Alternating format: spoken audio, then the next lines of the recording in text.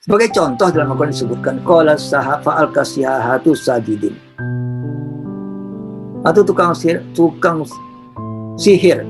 Fir'aun itu sujud.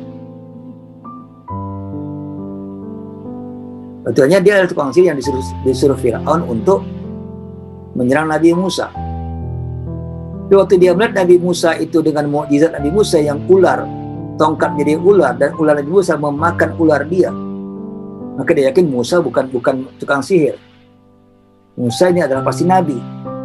Berarti apa yang disampaikan Musa pasti benar. Sedangkan sampai dia sampai tunduk kepada Fir'aun. Waktu dia tengok Musa ini benar, dan masuk wa qalu amanna bi rabbil alamin. Waktu berkata kami beriman kepada Tuhan sekalian alam. Tuhannya Musa, Rabbi Musa wa Harun. Tuhannya Musa, Tuhannya Harun. Qala amantum, maka apa kata Fir'aun? Aamintum lahu qabla an adina lakum. Maka kamu beriman kepada Musa sebelum aku berikan izin kepada kamu. Karena semuanya mereka pengikut Fir'aun. Tiba-tiba mereka beriman kepada Nabi Musa tanpa izin Fir'aun. Maka kata Fir'aun, kenapa kamu beriman kepada Musa tanpa pengetahuan saya? Innahu lakabirukum alladzi 'allamakum sihra wala sawfa ta'lamun. Nah, Fir'aun mencoba mempengaruhi mereka. Dia katakan, kenapa Anda beriman kepada Musa? Padahal Musa itu tukang sihir. Dan menakut-nakuti mereka. Wala sawfa ta'lamun, kamu akan mengetahui akibat perbuatan kamu. Kalau kamu beriman kepada Musa, apa akibatnya? Lau qati'anna aydiyakum wa arjulakum min khilafin wa usallibannakum ajma'in. Akan potong tangan kamu, akan aku potong kaki kamu, dan aku akan menyalib kamu semuanya kalau kamu beriman kepada Musa. Tapi apa sikap orang tukang sihir yang telah beriman tadi? Waktu diancam oleh Fir'aun untuk disalib, dipotong tangan dan potong kakinya. Karena mereka sudah beriman, yakin dengan iman kepada Allah, yakin dengan kebenaran Musa alaihissalam, yakin dengan adanya akhirat, yakin adanya kematian. Mereka tidak ada ketakutan. Qalu la daira. Mereka berkata kepada Musa, hai Musa, mau kamu potong kami, mau kami salib kami, tidak ada kemudaratan bagi kami. Karena dulu waktu dia mati tidak beriman, dia anggap kematian itu akhir segalanya. Tidak ada kehidupan akhirat. Setelah dia beriman, dia tahu kematian itu bukan akhir segalanya, karena ada kehidupan akhirat. Sehingga kalau dia pun disiksa oleh Fir'aun, dan atau dia mati dibunuh oleh Fir'aun karena imannya kepada Allah, dia tidak pernah ragu.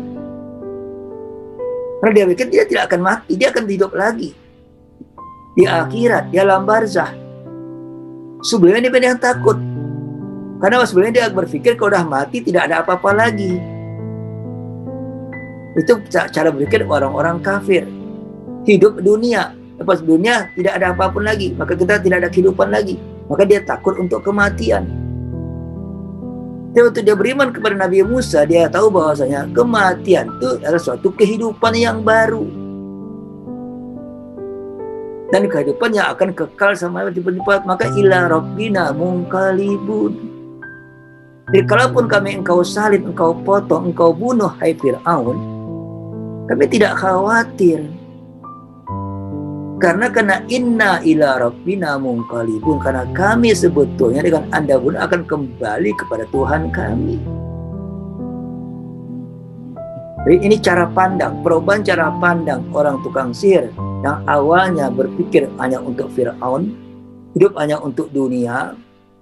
Tapi dengan beriman kepada Nabi Musa, beriman kepada Allah, berubah cara pikirnya, iman hidupnya untuk akhirat, untuk Allah. Maka dia punya keberanian untuk melawan apapun resiko kehidupannya kalau dia beriman kepada Allah, karena dia yakin dia bukan hilang, dia kembali kepada Tuhan. Inna ila rabbina munqalibun. Dan dia hidup Dan lebih baik dia kembali pada Tuhan dengan penuh keimanan daripada hidup dengan penuh kemusyrikan.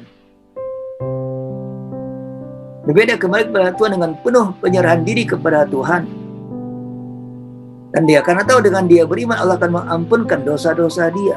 Inna natma'u ayyaghfira lana rabbuna khatayana. Kami kembali kepada Tuhan, kami akan ridho. Kenapa? Karena kami kembali kepada Tuhan yang kami akan dapat ampunannya dengan iman. Karena dengan iman mendapat ampunan Tuhan. Dia tahu selama ini dia salah. Dan dia berdosa. Waktu dia dapat ampunan itu sangat nikmat bagi dia.